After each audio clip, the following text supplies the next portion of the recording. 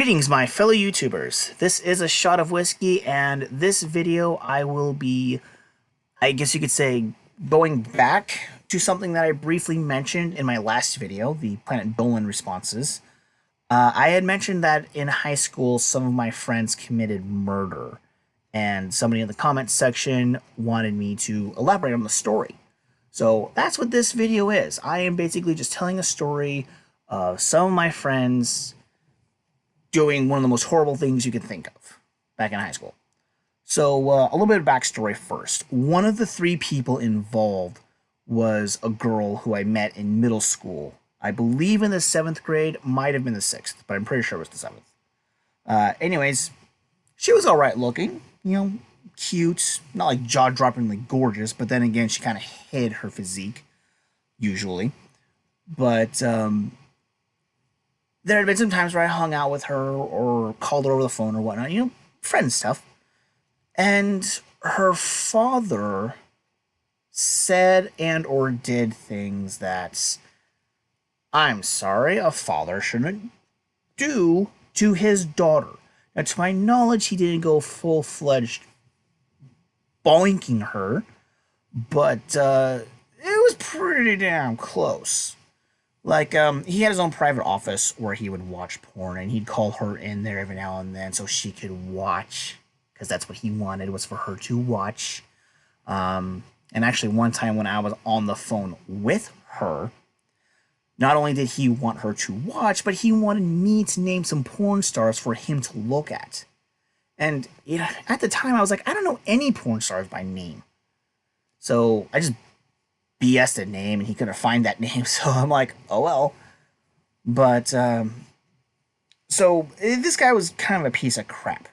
So, fast forward a little bit, amongst our other friends, most of them were nerds, there was a guy in particular who, for our clique, I guess you could say he was our leader. I had also met this guy in middle school. Third person involved with the story, we met this guy in high school, I believe my sophomore year. Might have been a freshman, but I'm pretty sure it was sophomore. And the piece of crap father is the one that they killed. I'm going to try to remember the details as to exactly how they did it.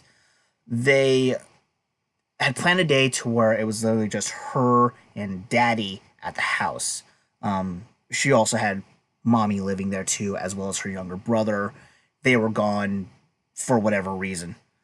And so it was like 3 in the morning or some crap like that. She sends them a text message where it was, I gotta remember exactly how this went, 4377, which when you turn it upside down spells like hell. Wait, that doesn't sound right. 7734, that's what it was. So she sent that message. That was basically the code for, come on over, let's get the job done. So they went through the backyard. She opened up the door. They went into the bedroom where he was sleeping, and they had a self-made taser. And they tased the living snot out of him. Now, that's not what actually killed him. I mean, it wasn't that effective of a taser. But they tased him a lot to where he couldn't be able to respond to what they were going to do next, which was they pulled out a machete and a scimitar and just chopped and hacked away at his stomach. Blood's flying everywhere. And apparently he was actually screaming in pain, but not too well, because what was going on, they were taking away his lung capacity. The autopsy report said that there was a grand total of 75 strikes that was counted. And it was also predicted, determined, whatever, that he had to have been alive for over 2 hours after they had started with the first gash. So, to have suffered that long, that's kind of horrifying. I mean, granted, this guy was a fat dude, so I don't know if that had anything to do with it, but yeah, I mean, just a massive mess. Now, there was a 4th friend of ours who was supposed to be part of the cleanup crew, but they never did it. They just basically left his bloody mess in the bedroom, and I don't know, my friends were kind of fucking stupid with this whole thing. But there's two particular aspects to this that, for me, were really troublesome. One of them I kind of mentioned in the Planet Dolan video, which was I knew that they were going to do it ahead of time. The crime itself took place on a Saturday night, and our leader called me Thursday night to let me know that it was going to happen. Now, of course, my reaction was like, okay, whatever, have fun. I didn't think he was serious because we had talked about killing this guy for like 2 years. But, they actually meant it this time. And for quite a while, this ate me up quite a bit. Almost as much as knowing that the very few people at school that I genuinely considered friends were now in jail. But the other thing about this that I found to have been kind of on the disturbing aspect was, thanks to the police reports, the news was broadcasting that the entire reason why they did what they did was because they were planning on taking over the world, and her father stood in the way of making that happen. Yeah, I'm not even joking. That was what was in the police report. Now, what's funny is I know exactly why that was in the police report. So, since he was 6, now this is based loosely off of some things that he and his mother have told me, but since he was 6, he loved making up stories and plots on how to take over the world. Most of these were silly. I mean, some of them kind of sound like that they may have been theoretically possible, but the likelihood of those happening are, well, I mean, history speaks for itself. The likelihood is pretty damn non-existent. But most of the plans, like I said, were silly. I mean, they probably could have been Pinky and the Brain episodes.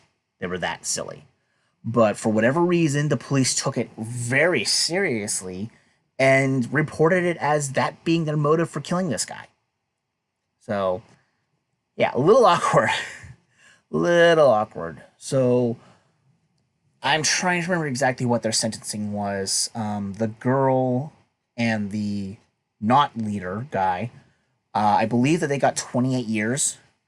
And the leader got well over 50. I want to say it was like 56 years or something like that. Why? Because he was the only one who continued to deny it.